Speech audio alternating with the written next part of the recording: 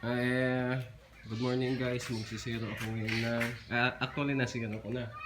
Bali, ayun yung target namin, 20 meters. Yun, nasa lata na yun. Nasiro ko na siya. So, titirahin natin na hindi nakatingin. Tingnan nyo, ito yung target tansan. 20 meters. Ayan. Ayan yung tansan, target natin. Tingnan natin kung tamaan. Doon yung airgun.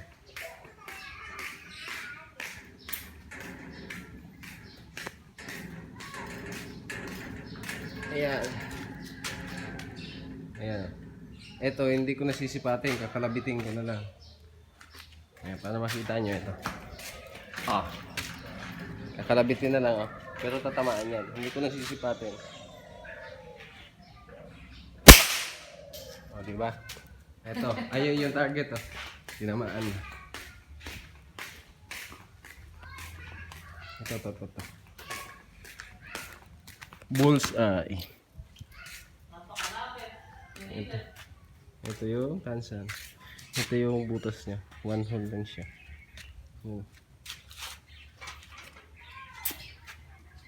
Kaya kawawa na naman yung magiging target nito. Ito dito ko ilalagay. Tingnan natin kung tamaan.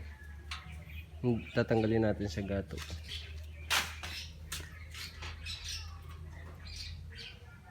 Tansan 20 meters.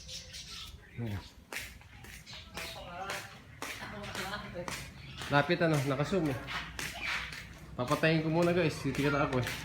Tatanggalin ko sa gato. Next next video na lang. Ayun yung target namin doon, nasa 50 meters. Ayun sa sampalok na yun sa puno. Ayun mapapansin nyo. Ayun, may targetan kami doon. Yung nabibili sa Lazada. Pag tinamaan mo, iikot. 50 meters yun. Kaya kung tamaan yun, simula dito.